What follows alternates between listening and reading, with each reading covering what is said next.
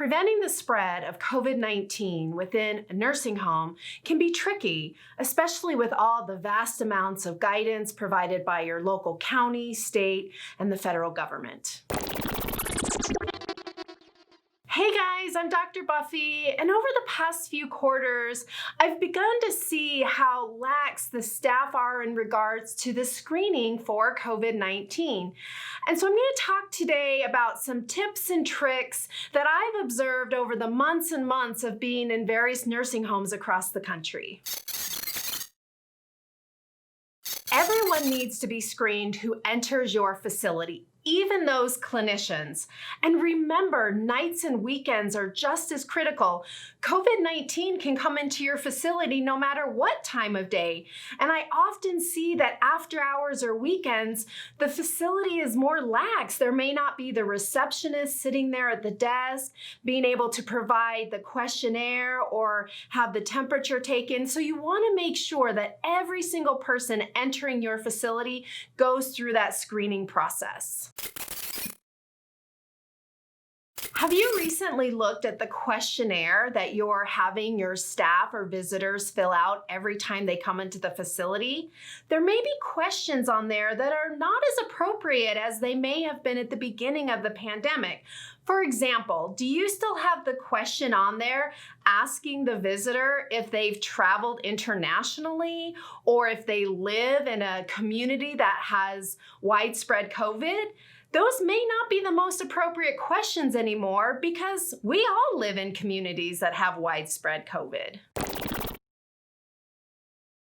Make sure your staff, when they're coming in for their shift and you have a lot of people coming in at the same time, make sure they're practicing that safe 6 feet of social distancing when they're filling out their questionnaire. You want to make sure that when staff or visitors are coming into your facility, that they're wearing an appropriate mask. There is one type of mask that they may not be familiar with that's not appropriate when they're in your facility. This is a mask with an exhalation valve.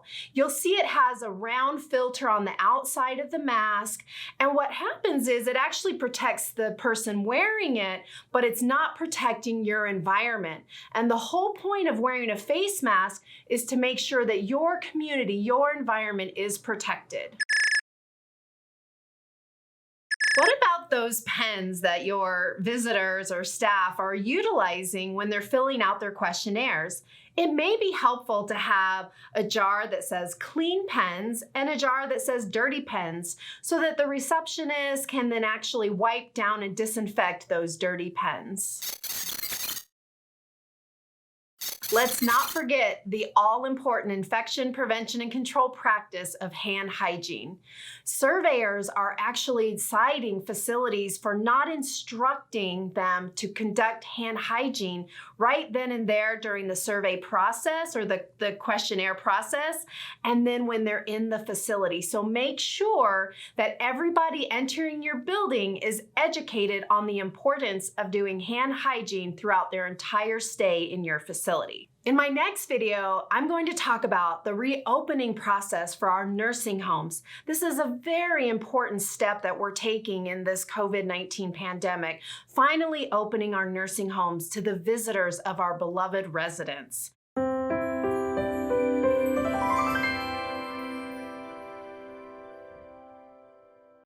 was at the CDC once and that tongue-tied me up when I was saying that.